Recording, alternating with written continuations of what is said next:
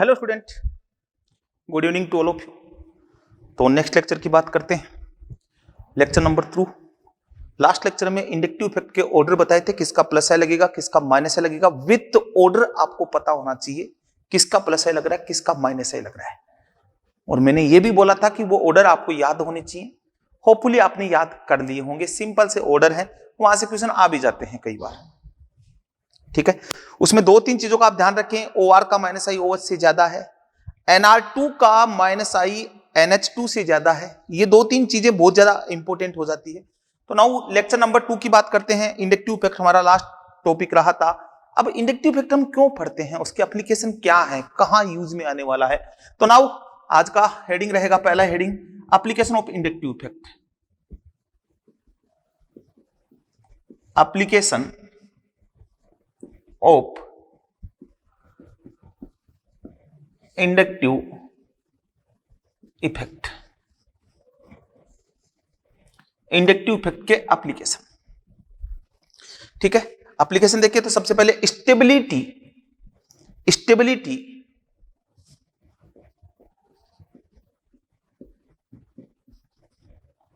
Of intermediate,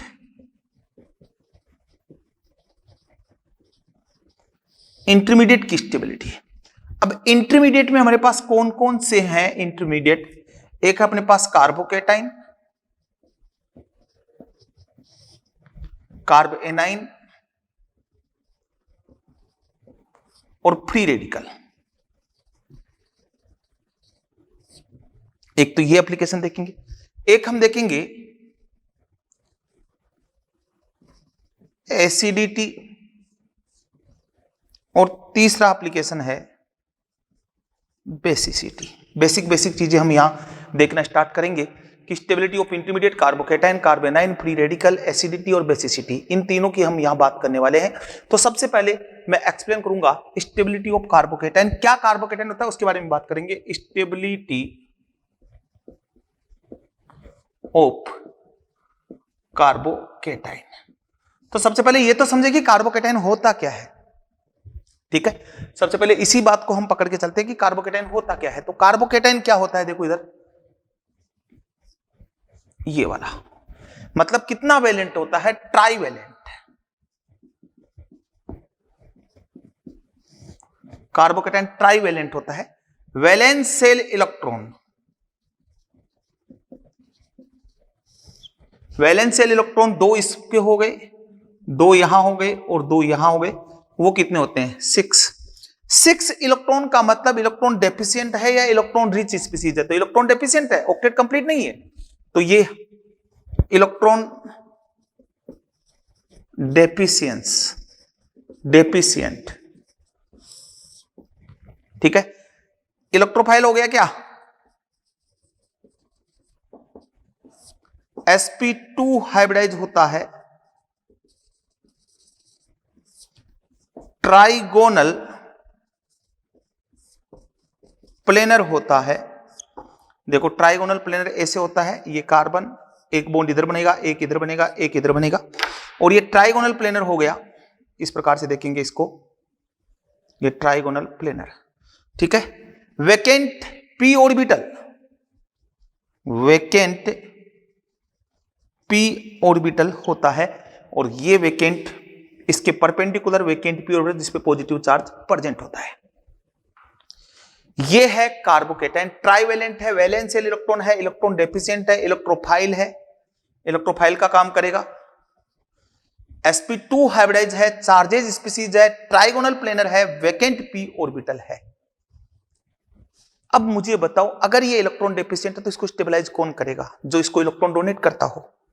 ठीक है, तो उसके बारे में बात करेंगे। उससे पहले दो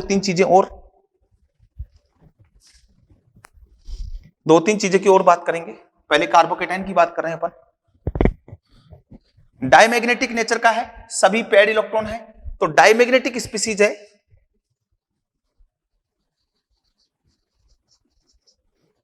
डायमैग्नेटिक स्पीसीज है, फॉर्म बाय हेट्रोलाइटिक क्लीवेज, जो शुरू में बताया था हेट्रोलाइटिक क्लीवेज से बनता है। जैसे मैंने लिया CH3Cl, ये बाहर हुआ CH3 पॉजिटिव और ये Cl नेगेटिव, ये वाला, ठीक है। प्लेनर स्ट्रक्चर है, प्लेनर स्ट्रक्चर है, खुद इलेक्ट्रोफाइल है, तो ब्रिज पोर्शन पे एग्जिस्ट नहीं करेगा। तो देखो इधर मैं एक चीज बोल देता हूं, sp2 and sp hybridization do not exist at bridge position. ये वाला ब्रिज पोर्शन, इस कंपाउंड को ऐसे दिखाऊं, इसको और इसके बीच में कार्बन लगाया, या फिर मैं इसको ऐसे दिखाऊं,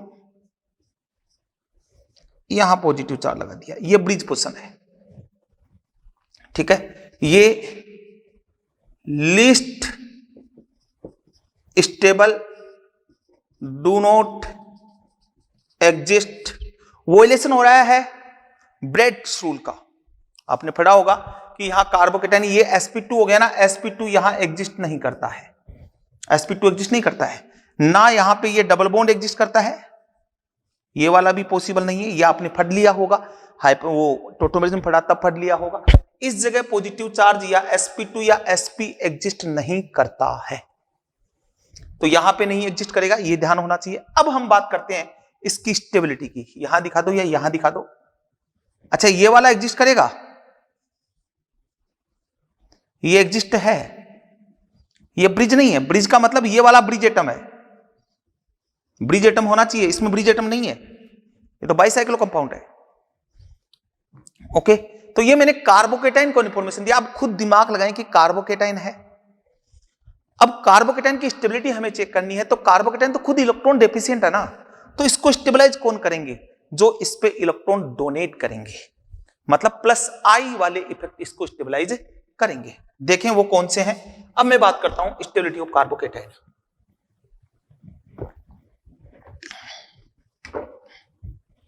ठीक है, नोट कर लिया, चलो।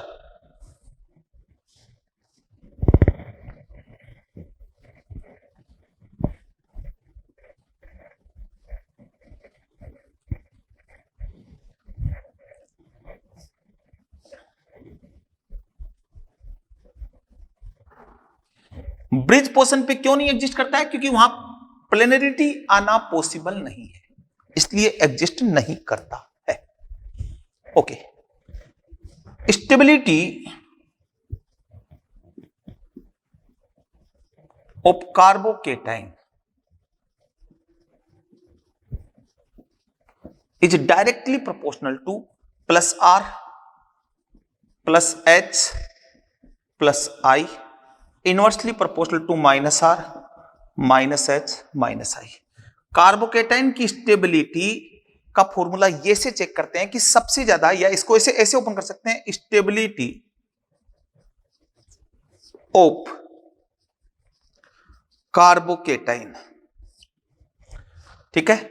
सबसे पहले प्लस आर वाला, फिर प्लस एच वाला, फिर प्लस आई वाला, उसके बाद एस का मतलब है सिंपल, जिसपे कोई इफेक्ट नहीं लग रहा हो, फिर माइनस आई वाला, फिर माइनस एच वाला, और सबसे लीस्ट स्टेबिलिटी क्या है, माइनस आर वाला। ये ऑर्डर ऐसे लगता है, इधर से इधर जाता हूं तो स्टेबिलिटी कम होती जाती है।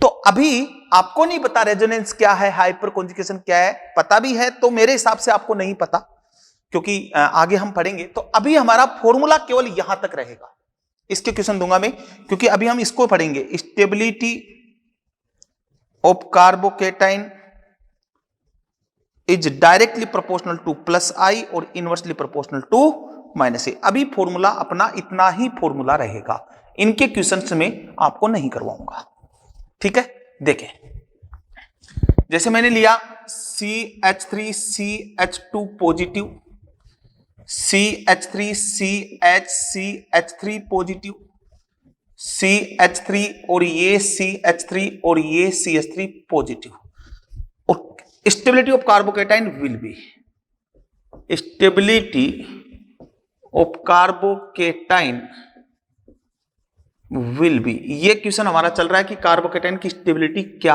होगी, ये वाला क्वेश्चन हमारा चल रहा है। तो कार्बोकेटाइन की स्टेबिलिटी चेक करनी है ना, तो ये वाला इसकी स्टेबिलिटी चेक करनी है, इस कार्बन की स्टेबिलिटी चेक करनी है। जिस कार्बन पे पॉजिटिव चार्ज है वो एक कार्बन से बॉन्डेड है तो ये 1 डिग्री कार्बोकेटाइन है। जिस कार्बन पे पॉजिटिव चार्ज है वो 2 से बॉन्डेड है तो ये 2 डिग्री कार्बोकेटाइन है। ये 3 से बॉन्डेड है तो ये 3 डिग्री कार्बोकेटाइन, प्राइमरी, सेकेंडरी और टर्सरी कार्बोकेटाइन। अब देखो, अब जो ग्रुप लगे हैं उनका इफेक्ट देखना है। तो CH3 का क्या लगता है, प्लस आई, यहां इसका प्लस आई लग रहा है, यहां 2 का प्लस आई लग रहा है, यहां 3 का प्लस आई लग रहा है, और हमने बोला है कि प्लस आई इफेक्ट बढ़ेगा तो स्टेबिलिटी बढ़ेगी। तो इधर से इधर जा रहा हूं ना, इधर से इधर जा रहा हूं, तो प्लस आई इफेक्ट क्या हो रहा है, इंक्रीज हो रहा है, स्टेबिलिटी भी क्या हो जाएगी, इंक्रीज हो जाएगी। First question, question number second, ठीक है। क्वेश्चन नंबर सेकंड की बात करूं, CH3 CH2 CH2 positive, CH3 CH2 CH2 CH2 positive, CH3 CH3 CH2 CH2 positive, और ये CH3 ये CH3 CH2 CH2 पॉजिटिव। इनकी स्टेबिलिटी बतानी है, तो मतलब इस पे इफेक्ट लगाना है। तो ये वाला पार्ट तो सब में सेम है, यहां इसका प्लस आई लग रहा है, यहां इसका प्लस आई लग रहा है, यहां इस पूरे ग्रुप का प्लस आई लग रहा है, यहां 3 डिग्री का प्लस आई लग रहा है, यहां 1 डिग्री का लग रहा है, यहां 2 डिग्री का प्लस आई लग रहा है। 1 डिग्री एल्काइल हो गया ये, जिसका प्लस आई लग रहा है, ये 2 डिग्री एल्काइल हो गया, और ये 3 डिग्री एल्काइल हो गया। तो इधर से इधर जा रहा हूं, ऐसे जा रहा हूं, तो प्लस आई इफेक्ट क्या हो रहा है, इंक्रीज हो रहा है, स्टेबिलिटी भी क्या हो जाएगी, इंक्रीज हो जाएगी। सेकंड क्वेश्चन, नेक्स्ट क्वेश्चन की तरफ चलते हैं।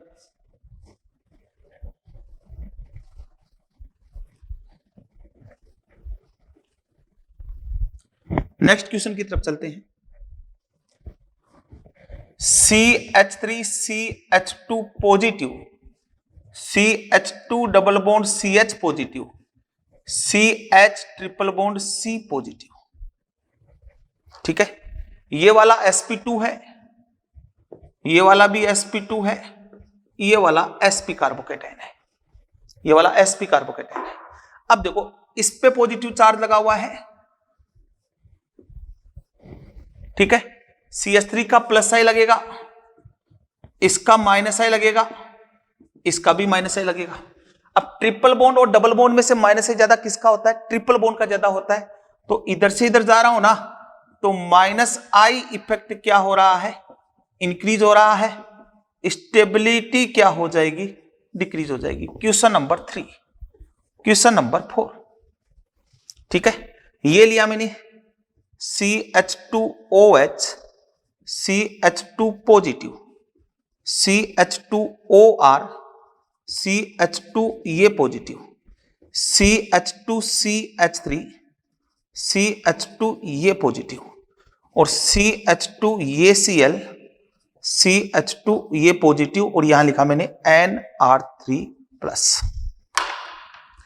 इस पे स्टेबिलिटी चेक करनी है, तो ये वाला पार्ट सबका सेम है, तो सेम पार्ट को सर्किल में लिया। OH का क्या लगता है, माइनस आई, OR का भी क्या लगता है, माइनस आई, CH3 का क्या लगता है, प्लस आई, इसका भी क्या लगता है, माइनस आई। तो सबसे ज्यादा स्टेबल 1 2 3 4, मोस्ट स्टेबल 3 हो गया क्योंकि प्लस आई लग रहा है, यहां भी माइनस आई, यहां भी माइनस आई, यहां भी माइनस आई, तीनों जगह माइनस आई लग रहा है, ठीक है। अब माइनस आई सबसे ज्यादा किसका लगता है, माइनस आई ऑर्डर क्या है, याद रखिए सबसे ज्यादा किसका बोला था, NR3+ का, फिर किसका बोला था, OR का, और उसके बाद किसका बोला था, OH का। ये माइनस आई का ऑर्डर है। तो माइनस आई बढ़ने पर स्टेबिलिटी कम होती है, तो फिर मोस्ट स्टेबल कौन सा होगा, फर्स्ट हो जाएगा, फिर सेकंड हो जाएगा, और उसके बाद फोर्थ हो जाएगा। ये स्टेबिलिटी ऑर्डर आएगा। समझ में आ रही है बात, स्क्रीनशॉट ले लीजिए। नेक्स्ट क्वेश्चन की तरफ चलते हैं। इधर से भी माइनस आई, क्योंकि S% करेक्टर बढ़ रहे हैं, स्टेबिलिटी कम होती जाएगी।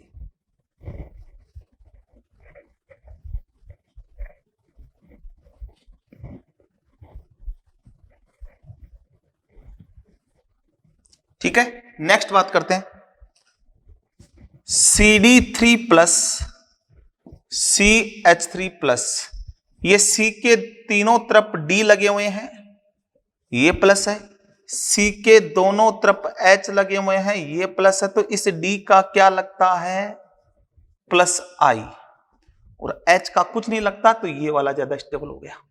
ये क्वेश्चन नंबर 5। एक एक क्वेश्चन पे कंसेप्ट है तो समझते जाना। अगला क्वेश्चन लेता हूं,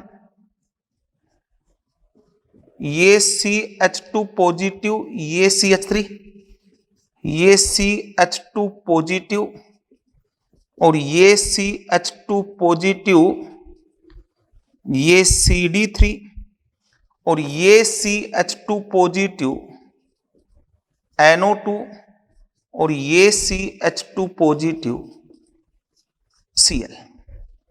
तो देखो इधर, इस पे CH3 का कौन सा इफेक्ट लगेगा, प्लस I, इस पे कोई इफेक्ट नहीं लग रहा, सिंपल, इनके रेस्पेक्ट में ये सिंपल बन गया। CD3 का क्या लगता है, प्लस I, NO2 का क्या लगता है, माइनस I, Cl का क्या लगता है, माइनस I। सबसे पहले प्लस I वाले स्टेबल होंगे, प्लस I CH3 का ज्यादा लगता है, CD3 का लगता है, CD3 का ज्यादा लगता है, तो थर्ड मोस्ट स्टेबल है, उसके बाद फर्स्ट, फिर सिंपल, सेकंड। अब इनमें माइनस है, इसका भी माइनस है, ज्यादा किसका लगता है, NO2 का, तो Cl वाला ज्यादा स्टेबल हो जाएगा, उसके बाद 5 और उसके बाद 4, ये ऑर्डर आएगा। सिंपल ऑर्डर याद है, क्वेश्चन लगना स्टार्ट हो जाएंगे। ठीक है, नेक्स्ट देखें,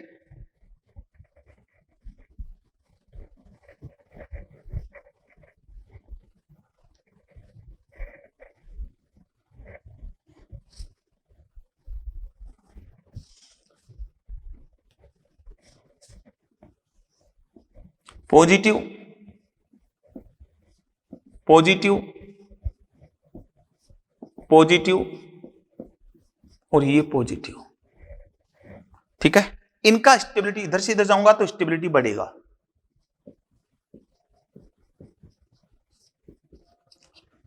as well as size of ring increase,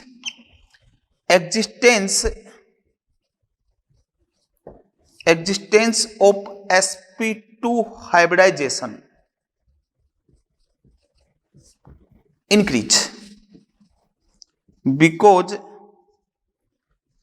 strain in ring decrease, कि जैसे जैसे रिंग का साइज बढ़ता है sp2 के एग्जिस्टेंस होने की पॉसिबिलिटी बढ़ती है, स्ट्रेन रिंग की कम होती जाती है। या फिर मैं बोल दूं, इधर से इधर जा रहा हूं ना, तो s% डिक्रीज हो रहा है, इलेक्ट्रॉन नेगेटिविटी डिक्रीज हो रही है, तो स्टेबिलिटी माइनस स्टेबिलिटी क्या हो जाएगी, इंक्रीज हो जाएगी। कैसे, दोनों चीजें समझ लें, नीचे वाली चीज को ज्यादा फोकस करें। जैसे जैसे रिंग का साइज बढ़ता है sp2 के एग्जिस्टेंस होने की पॉसिबिलिटी बढ़ती है।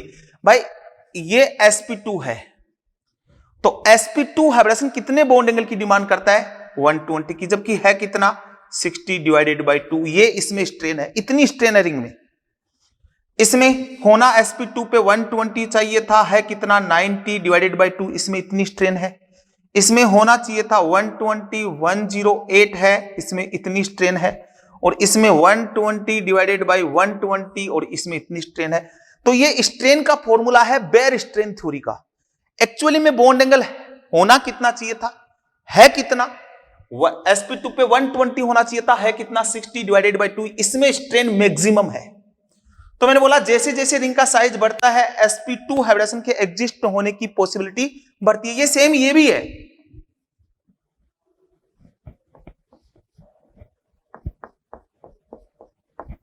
ये सेम है। इधर से इधर जाऊंगा तो इनकी स्टेबिलिटी क्या होती जाएगी, बढ़ती जाएगी, क्योंकि sp2 के एग्जिस्टेंस होने की पॉसिबिलिटी बढ़ती जाएगी। तो ये इसका ध्यान रखेंगे, क्वेश्चन अच्छा है। अब जब इंडक्टिव इफेक्ट हम लगाते हैं तो एक रूल आता है डीएनपी रूल, वो क्या है उसको भी समझ लो। डीएनपी रूल ये यूज आता है फॉर इंडक्टिव इफेक्ट। किसके लिए यूज में आता है, इंडक्टिव इफेक्ट के लिए यूज में आता है। अब देखो डीएनपी का मतलब क्या है, डी का मतलब है डिस्टेंस, क्योंकि इंडक्टिव इफेक्ट में डिस्टेंस सबसे ज्यादा डोमिनेट होती है। एन का मतलब है नंबर और पी का मतलब है power. Distance, number, power. Distance का मतलब है कितनी डिस्टेंस से माइनस आई या प्लस आई लग रहा है। नंबर का मतलब है कितनों का माइनस आई कितनों का प्लस आई लग रहा है। पावर जो मैंने आपको बताई है किसका प्लस आई किसका माइनस आई ज्यादा होगा। जैसे मैंने ये लिया, एक कार्बोकेटाइन ये लिया और एक कार्बोकेटाइन मैंने ये लिया।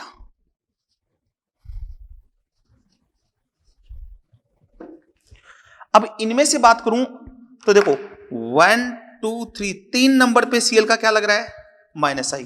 1 2 3 4 4 नंबर पे NO2 का क्या लग रहा है, माइनस आई। डिस्टेंस अलग अलग है क्या, जी हां, डिस्टेंस यहां पे अलग अलग हुई है। तो इसका मतलब ज्यादा माइनस आई किसका लगेगा, इस सीएल का माइनस आई ज्यादा लगेगा। पावर नहीं चेक करना है, पावर तो लास्ट में चेक करना है। हमें पता है NO2 का माइनस आई ज्यादा होता है, बट वो तब होता है जब डिस्टेंस सेम आती। तो यहां ये ज्यादा स्टेबल है, यहां मोर माइनस आई है और इसके कंपैरिजन में यहां लेस माइनस आई है। लेस माइनस आई है तो मोर स्टेबल है। अब अगर मैं इसको ऐसे लूं प्लस ये Cl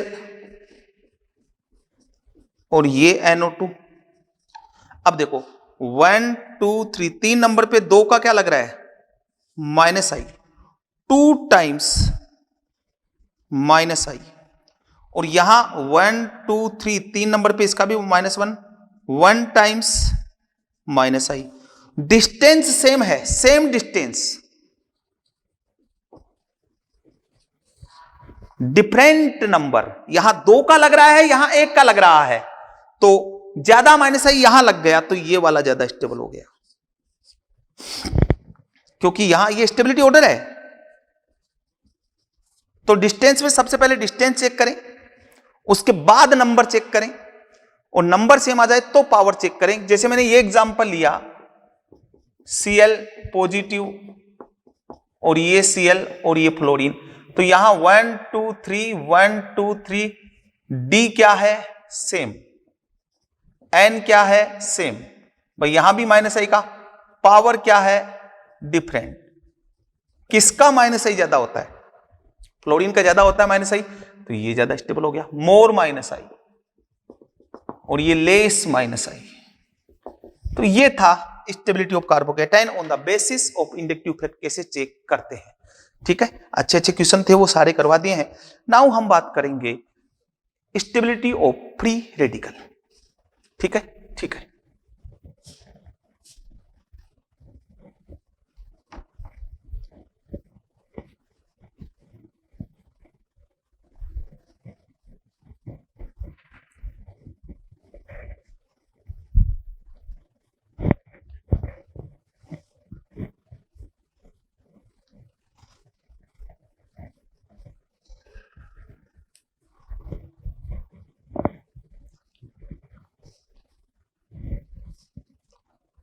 ठीक है, नाउ हम बात करेंगे स्टेबिलिटी ऑफ फ्री रेडिकल। तो पहले तो देखेंगे फ्री रेडिकल होता क्या है। आपको पता लग गया कि इंडक्टिव इफेक्ट में डीएनपी रूल का ध्यान रखना है।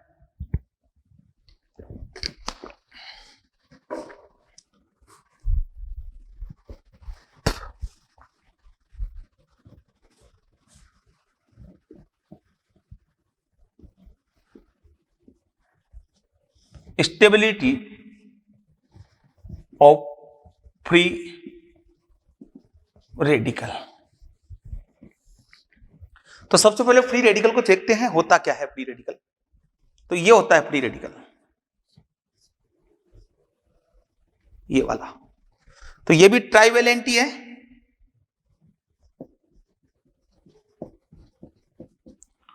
Trivalent, valence shell electron,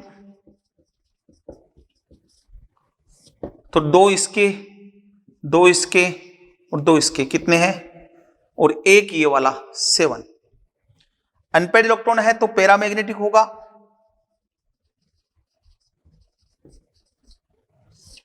unpaired electron है तो पैरामैग्नेटिक नेचर का होगा। इलेक्ट्रॉन डेफिशिएंट है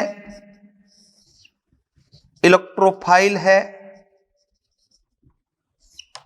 इलेक्ट्रॉन डेफिशिएंट है, इलेक्ट्रोफाइल है। अब बात करते हैं हाइब्रिडाइजेशन की। इसका हाइब्रिडेशन क्या होता है? ठीक है, हाइब्रिडाइजेशन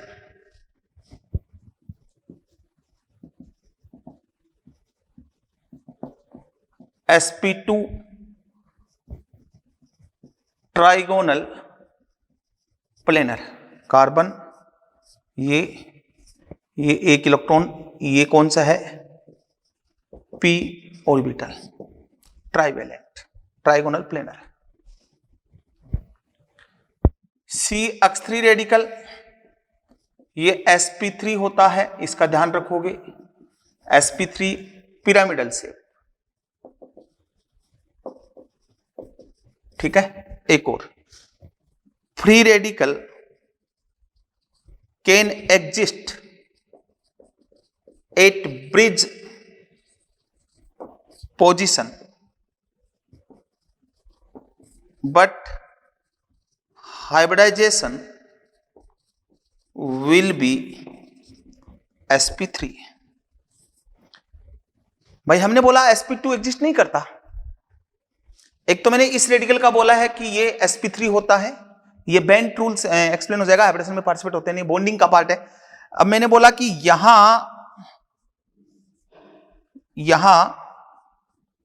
और यहां एग्जिस्ट, ये एग्जिस्ट करता है, बट इस कार्बन का हाइब्रिडेशन कौन सा हो गया? sp3, और यहां भी कौन सा हो गया? sp3 एग्जिस्ट करेगा, क्योंकि पिरामिडल जो शेप है ना वो नॉन प्लेनर शेप है, और यहां ब्रिज पोजिशन पे नॉन प्लेनर शेप एग्जिस्ट कर सकती है। तो फ्री रेडिकल के बेसिकली दो हाइब्रिडेशन होते हैं। बेसिकली हम बात करते हैं तो हम कार्बन हाइड्रोजन से सराउंडेड है या कार्बन कार्बन से सराउंडेड है, तब हम बात करते हैं sp2 की। बट एक इस कंडीशन में एग्जिस्ट कर सकता है, free radical can exist at bridge position but hybridization will be sp3। Hybridization उनका क्या होगा?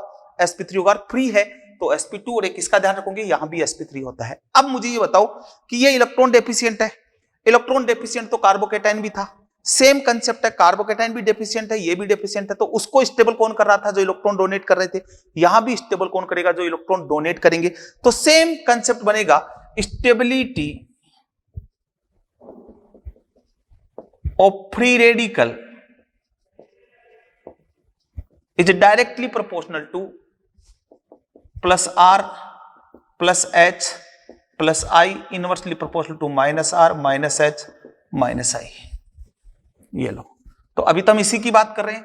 तो सेम क्वेश्चन जो पीछे मैंने आपको क्वेश्चन कराए वो सेम क्वेश्चंस रहेंगे। जहां मैंने पॉजिटिव चार्ज लगाया है वहां रेडिकल लगा दो, सेम स्टेबिलिटी ऑर्डर आने वाला है। जैसे मैंने ये क्वेश्चन करवाया आपको पहला कि CH3 रेडिकल, या रेडिकल लगाया CH3 CH, और ये CH3 यहां मैंने पॉजिटिव लगाया था, यहां पॉजिटिव लगाया था CH3, ये CH3 यहां पॉजिटिव, बीच में एक और बनवाया था CH3, ये पॉजिटिव और ये CH3 पॉजिटिव। ये मैंने क्वेश्चन करवाया ना पीछे। अब इसमें कुछ नहीं करना है, यहां पे रेडिकल लगा लो, ये लो। ऐसे सारे क्वेश्चन चेंज हो सकते हैं। जहां मैंने पॉजिटिव चार्ज लगाया वहां रेडिकल लगा दो, सेम आंसर आएगा। मतलब इधर से इधर जाऊंगा तो वही प्लस आई इफेक्ट बढ़ेगा, स्टेबिलिटी क्या हो जाएगी? इंक्रीज हो जाएगी। ठीक है, ये वाली बात हुई फ्री रेडिकल की। तो स्टेबिलिटी ऑफ फ्री रेडिकल समझा दिया क्या है, और ये फॉर्म्ड बाय होमोलाइटिक क्लीवेज, ये होमोलाइटिक क्लीवेज से बनेगा। जैसे CH3Cl है, एक इलेक्ट्रॉन इधर एक इलेक्ट्रॉन इधर, CH3Cl ये वाला बन गया। ऐसे अगर मैं बात करूं CH3 और ये H, ये एक इलेक्ट्रॉन उधर गया CH3 और ये H रेडिकल आगे रिएक्ट कर जाएगा, ये H रेडिकल फ्री स्टेट में नहीं एग्जिस्ट करेगा। ठीक है, न्यूट्रल स्पीसीज है, कोई चार्जेस नहीं है, न्यूट्रल स्पीसीज। ये बात हुई स्टेबिलिटी ऑफ फ्री रेडिकल की। उसके बाद है स्टेबिलिटी ऑफ कार्ब एनाइन। ठीक है, उसके बाद है स्टेबिलिटी ऑफ कार्ब एनाइन। चलो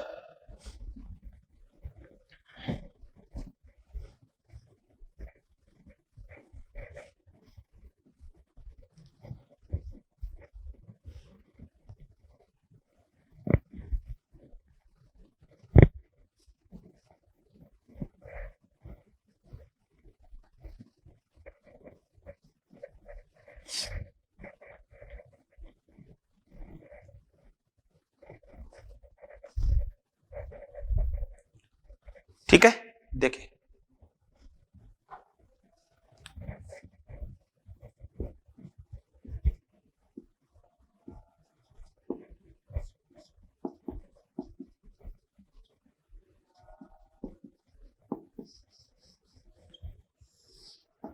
स्टेबिलिटी ऑफ कार्बेनाइन। तो सबसे पहले तो यही सीखे ना कि कार्बेनाइन होता क्या है। ठीक है, देखो कार्बन, ये नेगेटिव चार्ज, ठीक है, या फिर ऐसे दिखा दो, ये वाला नेगेटिव चार्ज। तो ये भी ट्राइवेलेंट है,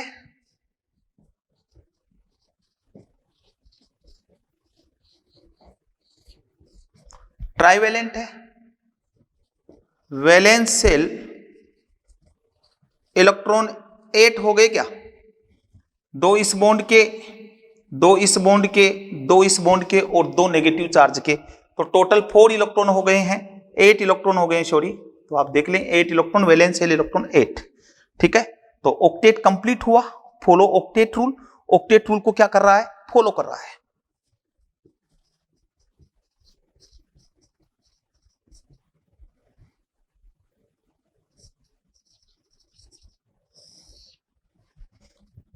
नेगेटिव चार्ज स्पीसीज है। अब देखो हाइब्रिडेशन की भी बात करेंगे, पहले और 2-3 चीज। Act as a nucleophile due to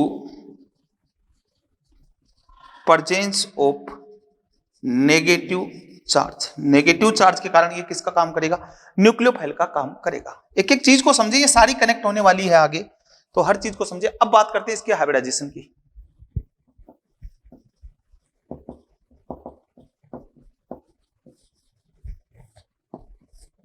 तो हाइब्रिडेशन इसका 2 तरीके से हो सकता है। If negative charge involve in resonance then sp2 hybridize. तो फिर sp2 हाइब्रिडाइज होगा। If negative charge do not involve in resonance, एक बार बोला इन्वॉल्व होता है, एक बार इन्वॉल्व नहीं होता, then sp3 hybridised. sp2 hybridize होगा तो होगा ट्राइगोनल, प्लेनर, और sp3 हाइब्रिडाइज होगा तो होगा पिरामिडल। ठीक है, जैसे मैं ये लूं CH3 नेगेटिव, तो इसका हाइब्रिडेशन हो गया sp3, CH3 CH2 माइनस, इसका हाइब्रिडेशन भी कौन सा हो गया, sp3।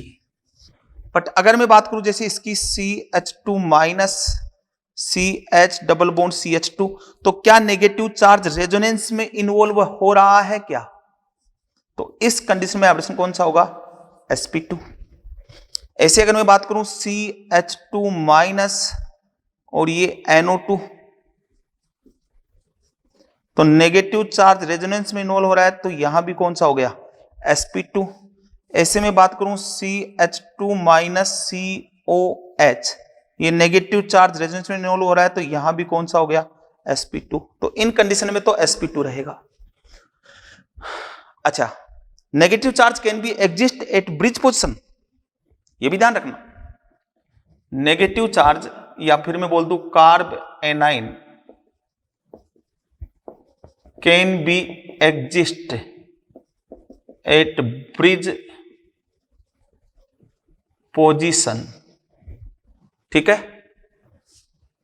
Via sp3 hybridisation. क्योंकि sp3 तो एग्जिस्ट कर ही सकता है ना, ये वाला है, तो यहां नेगेटिव एग्जिस्ट कर जाएगा, क्योंकि पिरामिडल शेप होगा ना, और वहां नॉन प्लेनर ज्योमेट्री पॉसिबल है। अब मुझे बताओ, कार्बन पे नेगेटिव चार्ज है, कार्बन लेस इलेक्ट्रोनेगेटिव एटम है, पॉजिटिव नेगेटिव चार्ज उस पे स्टेबल नहीं होता। लेस इलेक्ट्रोनेगेटिव एटम ये चाहता है कि मेरे ऊपर पॉजिटिव, लेस इलेक्ट्रोनेगेटिव एटम पर नेगेटिव चार्ज नहीं होना चाहिए। मोर इलेक्ट्रोनेगेटिव पे नेगेटिव चार्ज स्टेबलाइज होता है। अब कार्बन पे इलेक्ट्रॉन डेंसिटी बढ़ी हुई है, तो उस इलेक्ट्रॉन डेंसिटी को स्टेबलाइज करने के लिए उसको स्टेबलाइज कौन करेगा? ऐसे ग्रुप जो स्टेबलाइज करेंगे जो उस इलेक्ट्रॉन एक्सेस इलेक्ट्रॉन डेंसिटी को अपनी तरफ क्या करे? विड्रॉ करे। और विड्रॉ कौन करेंगे? माइनस वाले इफेक्ट। तो यहां पे अब स्टेबिलिटी की बात करते हैं। स्टेबिलिटी कैसे देखेंगे वो चेक करते हैं। मिटाता हूं इसको।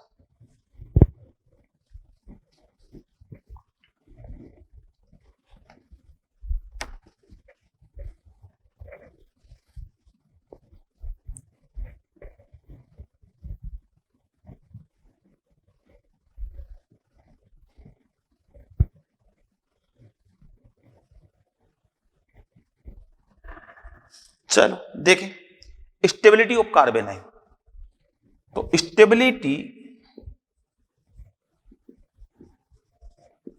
ऑफ कार्ब एनाइन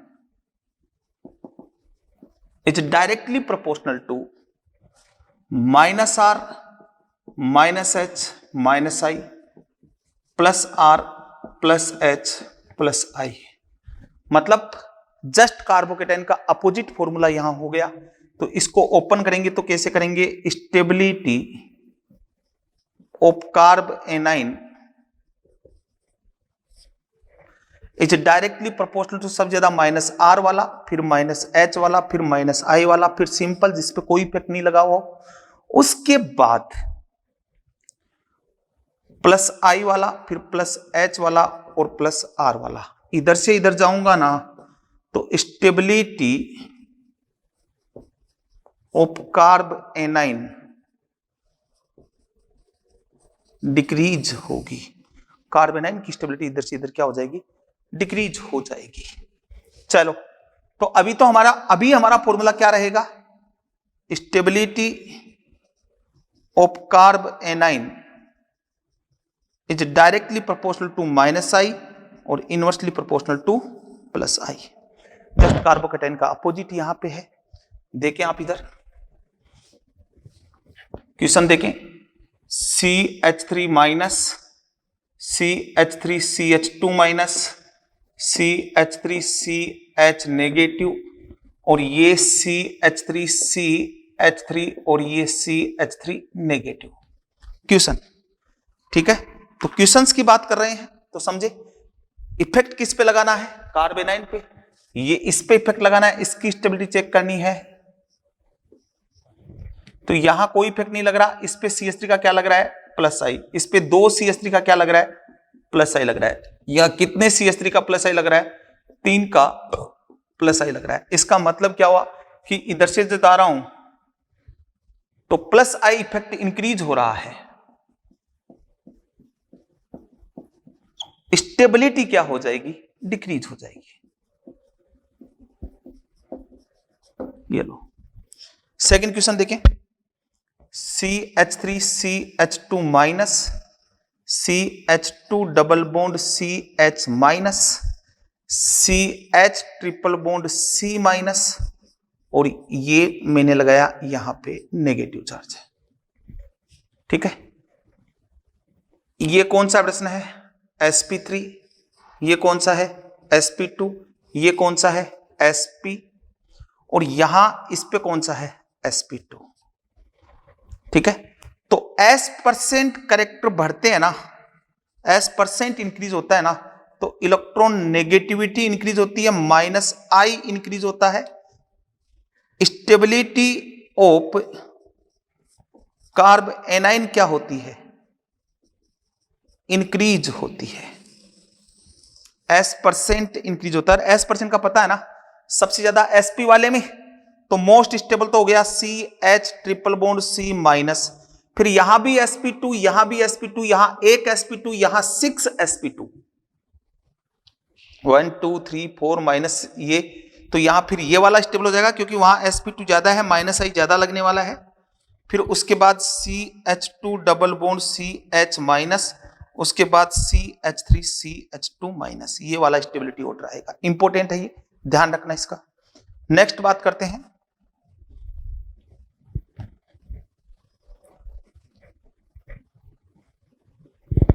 ये वाला कंपाउंड ले लेते हैं।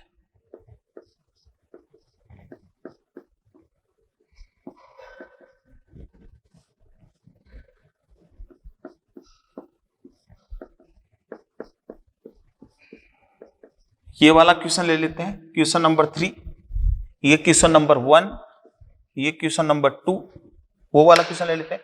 तो इधर से इधर जा रहा हूं ना, तो अभी मैंने पीछे कार्बोकेटायन की स्टेबिलिटी में बोला था कि एस परसेंट करेक्टर क्या हो रहे हैं, डिक्रीज हो रहे हैं, माइनस आई डिक्रीज हो रहा है और प्लस आई क्या हो रहा है, इंक्रीज हो रहा है। जस्ट अपोजिट चलेंगे भाई, माइनस आई डिक्रीज तो प्लस आई इंक्रीज होगा, प्लस आई इंक्रीज होगा तो स्टेबिलिटी क्या हो जाएगी, डिक्रीज हो जाएगी। फर्स्ट मोड स्टेबल है।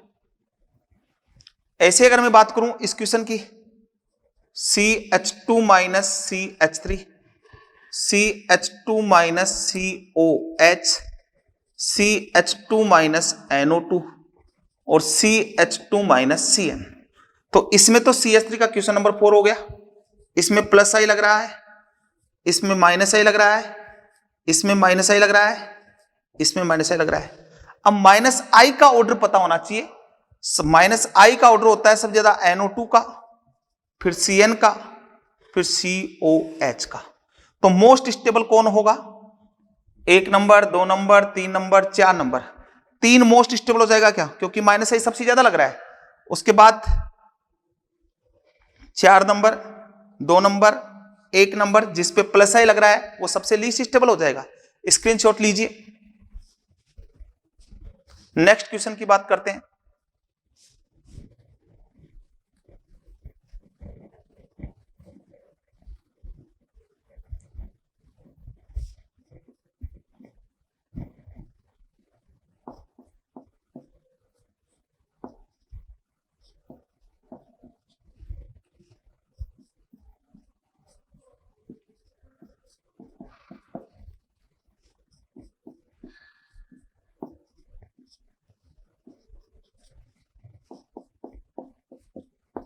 ये लो, अब इफेक्ट चेक करो।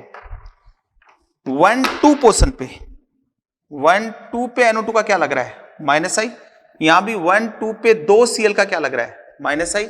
यहां 1-2 CH3 का क्या लग रहा है, प्लस आई। और ये इनके रेस्पेक्ट में क्या है, सिंपल। तो माइनस आई यहां भी लग रहा है, माइनस आई यहां भी लग रहा है। नंबर डिस्टेंस सेम है, 1-2 पे लग रहा है, यहां भी 1-2 पे लग रहा है, डिस्टेंस सेम है। उसके बाद हमें क्या चेक करना, नंबर।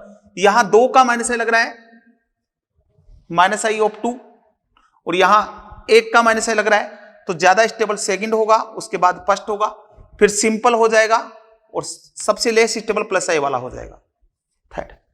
ये क्वेश्चन नंबर 5। क्वेश्चन नंबर 6, ठीक है। डीएनपी रूल का आप ध्यान रखें, जो मैंने बताया उसी के अकॉर्डिंग आपको डीएनपी रूल लगाना है। अच्छा, एक क्वेश्चन हम ये करते हैं, ये वाला लिया मैंने,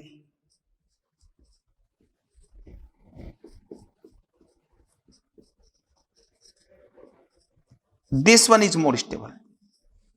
ये ज्यादा स्टेबल होगा। क्यों स्टेबल होगा, देखो 1-2 2 नंबर पे इसका क्या लग रहा है, माइनस आई। 1-2-3 3 नंबर पे इसका क्या लग रहा है, माइनस आई। तो यहां more minus I due to less distance,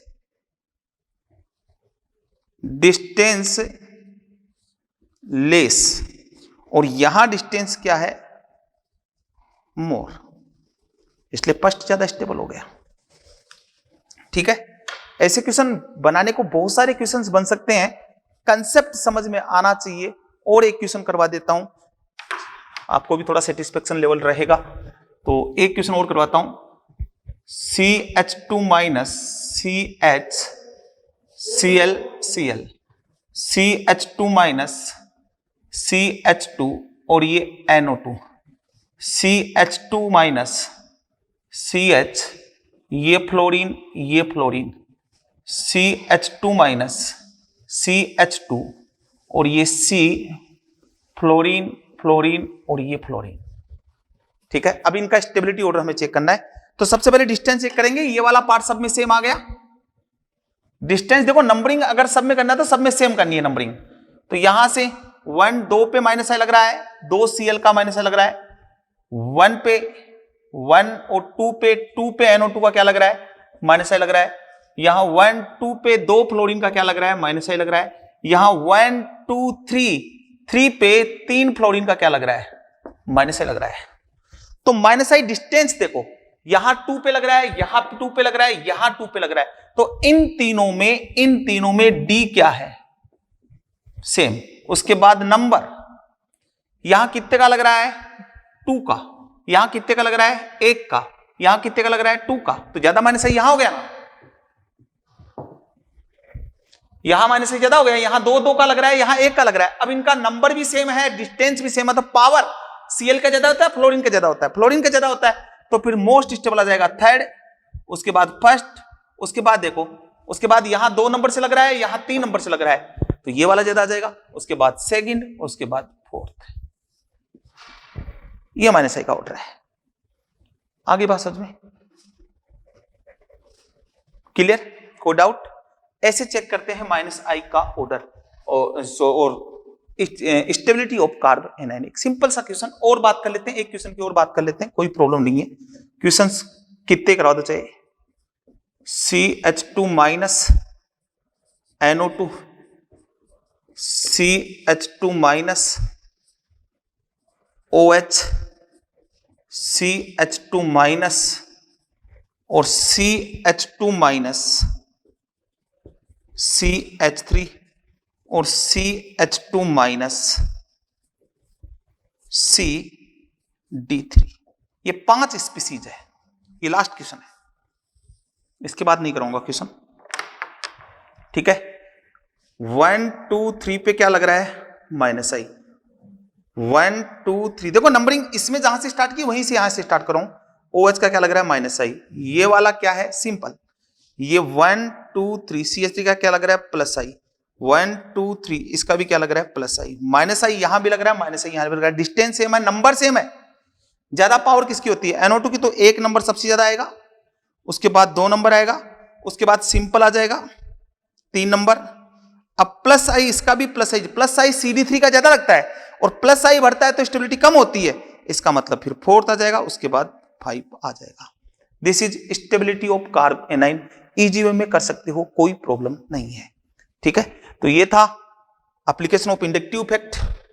next हम बात करेंगे एसिडिटी की। Okay, thank you.